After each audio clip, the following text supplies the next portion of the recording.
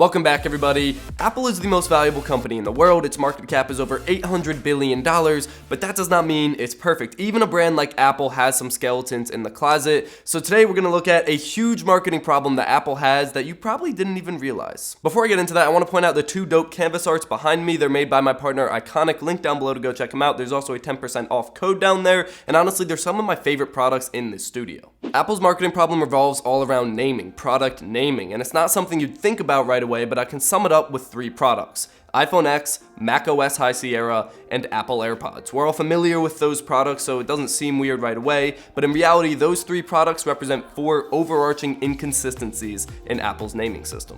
I want to start with the most specific and then work my way up to the most general and just most mind-boggling inconsistencies that Apple has. So the first inconsistency I will look at is the generational naming within one product line. Let's start by looking at the iPhone line. They started with just the original iPhone, then they went to the iPhone 3G, iPhone 3GS, iPhone 4, iPhone 4S, iPhone 5, iPhone 5C, iPhone 5S, iPhone 6 and 6 Plus, iPhone 6S and 6S Plus, iPhone SE, iPhone 7 and 7 Plus, iPhone 8 and 8 Plus, and now the iPhone X, or 10.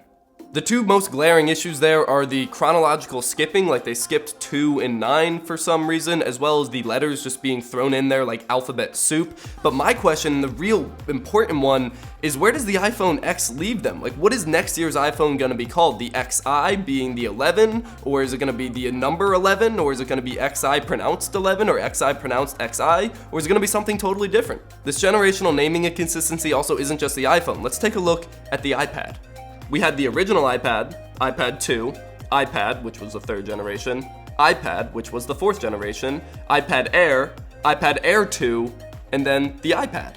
Once again, very little coherence in a singular product line across generations. That leads us into the second inconsistency, generational naming across separate product lines. And let's start by looking at iOS. iOS fortunately did it pretty well. Their versions are numbered chronologically from 1 to 11.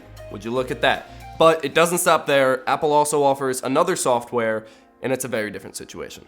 macOS version 10.6 is named Snow Leopard. macOS version 10.7 is named Lion. And macOS version 10.8 is named Mountain Lion. So not only are they representing different versions using the 10th decimal point instead of the actual number, but they also mixed in nouns to somehow qualitatively represent those different versions. Like they improved macOS Lion so much it became Mountain Lion. Like, what does that mean?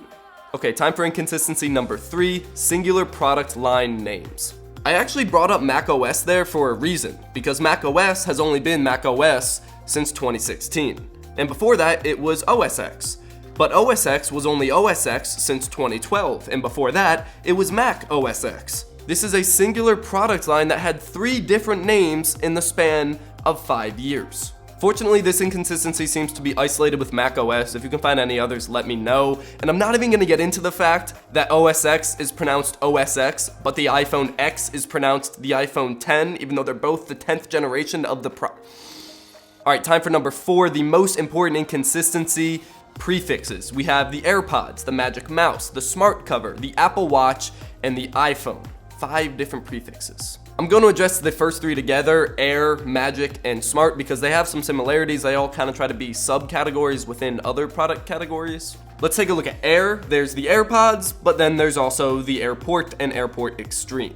In both of these cases, Air is supposed to mean wireless, but then if you think about it, there are very few Apple products that don't have wireless functionality to some degree. Not to mention that Air was also used with the MacBook and the iPad to mean thin and light, so Air really doesn't work.